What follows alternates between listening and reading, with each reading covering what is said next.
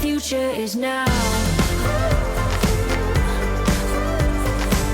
Hi there, Cheryl Pran here, and this week I want to talk about getting people back into the office in the fall. Many companies are looking at the plan of going back to some sort of sense of having people in the office once we have more clearance to do so, and they're preparing for that next level of opening, if you will, post-pandemic.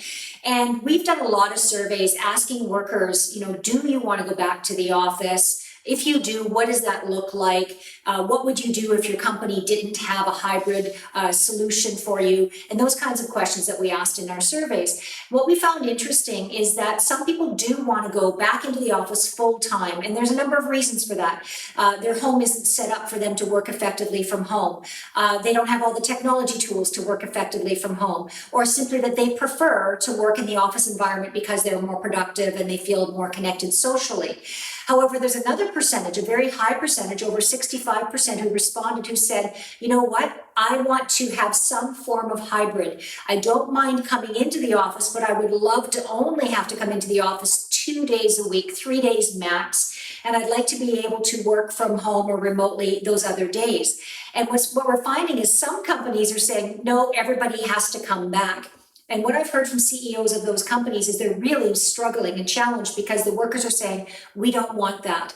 So the game has forever changed as far as the workplace setup. Pre-pandemic, workers were saying, hey, I want to work hybrid. I want to work remotely a portion of the time. And many leaders said it wasn't possible due to structure.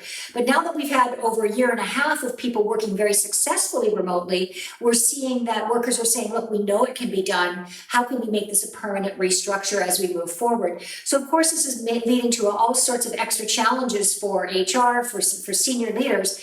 At the same time, it also leads to opportunities. When you think about the happiness factor and employee engagement factor, if you have more employees who are saving time on commuting, or employees who are able to balance home responsibility with their work, you're going to have them more dedicated to the work. And in fact, many people who work from home remotely say that the lines have blurred, but they actually work harder from home than they did when they were in the office. But again, it's not a one-size-fits-all. We're going to have some people who are going to choose to work predominantly in the office. We're going to have others who want to work in the office only a few days a week. We're going to have others that are going to work remotely as a permanent fixture moving forward.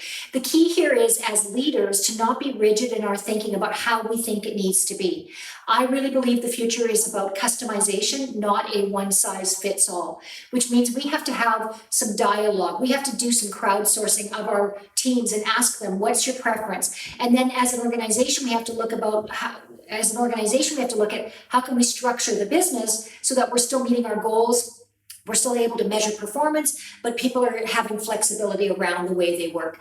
So I think the dialogues are happening already. Many organizations are adapting, but what's really important is the leadership mindset around having a flexible workplace rather than a workplace where everybody works in the same way.